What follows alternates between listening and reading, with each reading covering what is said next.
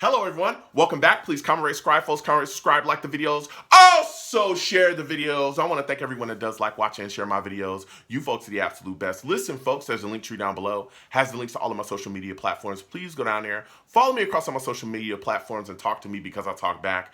Also down there as well as links to all of my YouTube pages. Please go down there, subscribe to all my YouTube pages, and turn on your notifications so when I post content, you folks will be in the know. Listen, people, Friday at 7 p.m. Eastern. Friday at 7 p.m. Eastern, we'll be sitting down talking about the New York Jets. There's a lot of things moving and shaking, clearly, as y'all know. There's changes being made, things that have been said. Call in. I take live callers. I love going back and forth with you folks about this football team. So with that said and done and put to the side, I've come to talk to you folks today about Mike LaFleur. He's moving on. All right.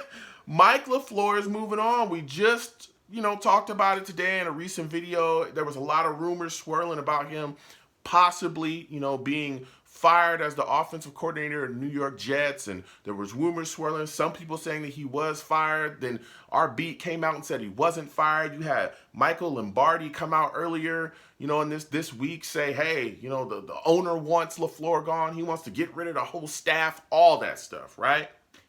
Well, today, just, a couple minutes ago, Mike LaFleur and the New York Jets have parted ways. Now, this is odd, okay? I'm gonna tell you this is the story, all right?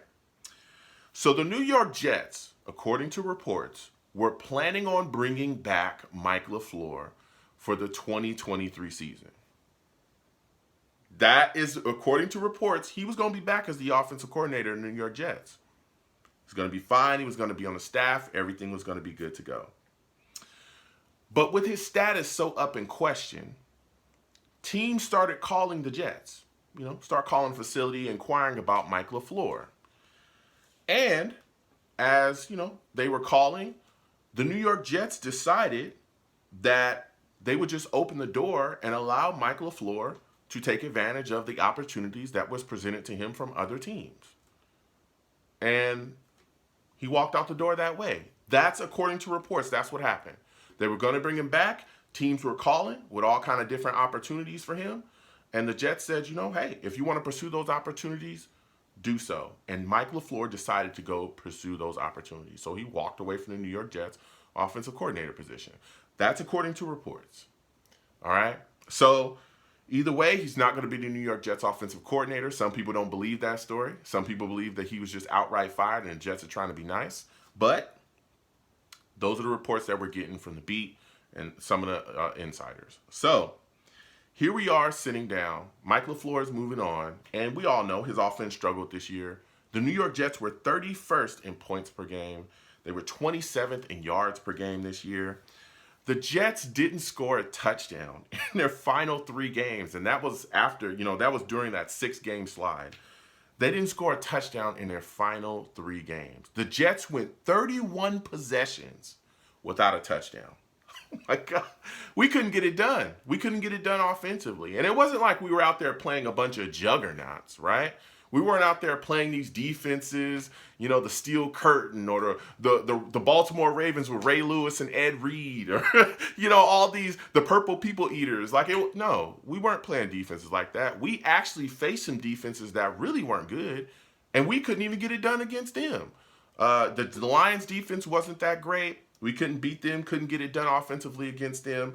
The Jaguars defense was not that great and was missing starters, especially up front along the defensive line. We couldn't get it done, couldn't do anything against them. Our offense was putrid in that game. The Seattle Seahawks, with the playoffs on the line, we couldn't get it done offensively against them. We looked pretty bad. And then you watch that Dolphins game, and that was an awful one. We ended up getting beat by the Dolphins. They ended up, having their chance to go into the dance, and our offense was bad in that game. So when you look at these situations, man, that wrapped it up for him. And again, if you look at this offense, Jets fans, there was a lot of fans. I go back and forth with a lot of people. And there were people in the media as well that were calling for Mike LaFleur's head, that wanted to get him out of there. Our struggles in the red zone are very much documented. Some of his play calling, when he would get down in that red zone, was way too cute and way too, just trying to be sophisticated for no reason. He got away from a lot of our principles, especially, again, running the football. And a lot of his play calling as well at times was, you could see it from a mile away. It was very redundant, okay? That's just how it was. So when you look at this situation now, the New York Jets have moved on from Mike LaFleur. We have an OC position open. Sellers also looking to hire a senior offensive assistant as well to work with the quarterbacks and other things too. Whoever comes in here as the New York Jets offensive coordinator is going to be under pressure. Let me tell you something. They're going to be under some real pressure. You have to keep in mind that everybody, the fan base, you hear talk about it in the media, you hear from everywhere, pretty much everybody expects the New York Jets to make the playoffs next year. There's pretty much a playoff mandate, right? We've heard rumors about, Sella possibly being let go if the Jets don't make the playoffs. Those have been swirling, right? So whoever comes in here has to be able to establish their offense quickly, get these guys all on the same page, and get them moving forward. And one of their main projects, actually their main project is going to be Zach Wilson. Whoever comes in here has to be committed to fixing him. Has to be.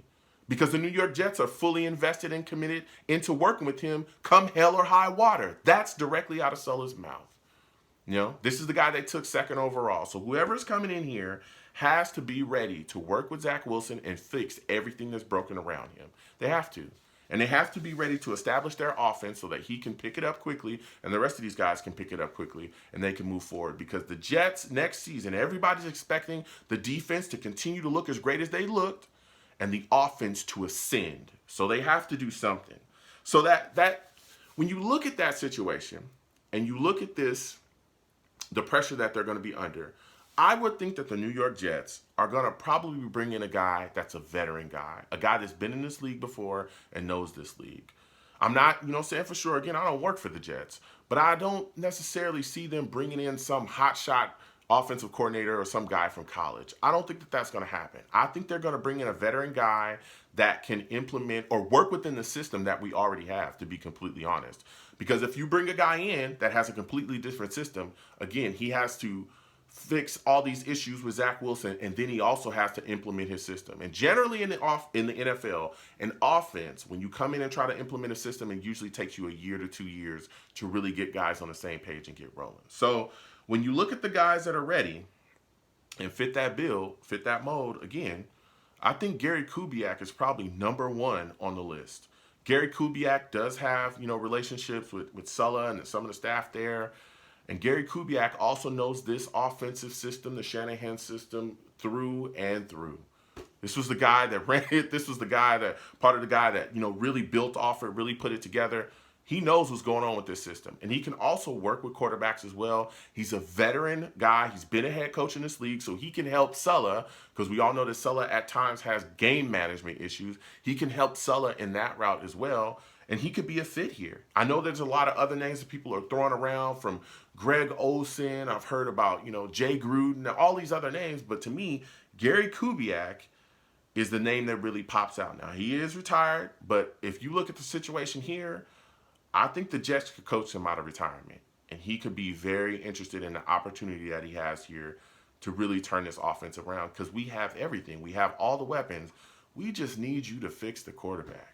That's what we need. And we got an offseason to invest, continue to invest in the offense, mainly the offensive line, and fix the issues there. I know people talk about Cliff Kingsbury too. All right, Cliff Kingsbury is smooth. I like him.